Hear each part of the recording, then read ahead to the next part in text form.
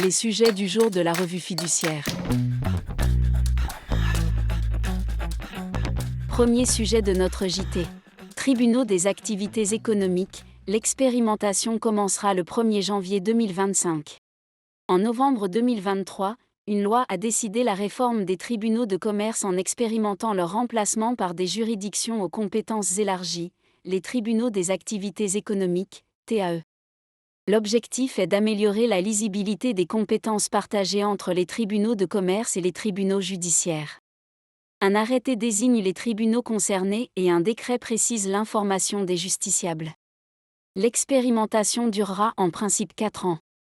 En pratique, la loi prévoit ainsi que les TAE se voient transférer certaines compétences économiques actuellement détenues par les tribunaux judiciaires. C'est notamment le cas en matière de procédures amiables et collectives, par exemple, pour les associations et les agriculteurs.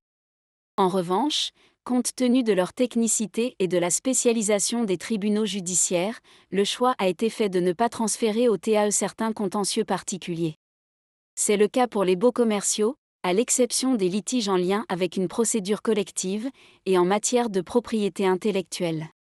L'arrêté du 5 juillet 2024 fixe au nombre de 12 les tribunaux de commerce concernés par l'expérimentation, à savoir ceux de Marseille, Le Mans, Limoges, Lyon, Nancy, Avignon, Auxerre, Paris, Saint-Brieuc, Le Havre, Nanterre et Versailles. Arrêté, article 2. Ces 12 tribunaux exerceront en qualité de TAE à compter du 1er janvier 2025 pour une durée de 4 ans. Le décret 2024-674 du 3 juillet 2024 prévoit que les justiciables devront être informés de cette expérimentation.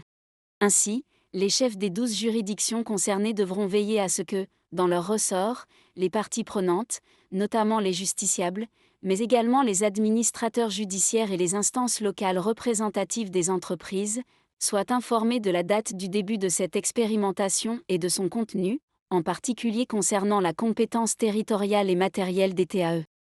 Cette information se fera, entre autres, sous la forme d'une documentation mise à disposition du public au greffe de chaque TAE ainsi qu'au service d'accueil unique du justiciable au siège du tribunal judiciaire dans le ressort duquel le TAE a son siège, et par email. Par ailleurs, le montant de la contribution pour la justice économique due par les justiciables sera fixé par un décret à paraître. Deuxième sujet de notre JT. Rubrique du BOSS consacrée à la formation et l'apprentissage. Une nouvelle rubrique du Bulletin officiel de la Sécurité sociale, portant sur les contributions à la formation professionnelle et la taxe d'apprentissage, a été mise en ligne le 11 juillet 2024.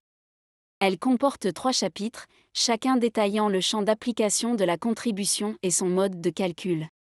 Le chapitre 1 concerne la contribution unique à la formation professionnelle et à l'alternance, c'est-à-dire en pratique, la contribution formation et taxe d'apprentissage. Le chapitre 2 concerne la contribution supplémentaire à l'apprentissage. Le chapitre 3 concerne la contribution au financement du compte personnel de formation pour les titulaires de contrats à durée déterminée, le 1% CPF-CDD. Après avoir fait l'objet d'une consultation publique jusqu'au 31 août 2024, le contenu de cette rubrique pourra le cas échéant être modifié. Il deviendra opposable aux URSSAF en cas de contrôle ou de litige à compter du 1er novembre 2024. À cette date, les circulaires dont les dispositions sont reprises ou modifiées par le BOSS seront abrogées.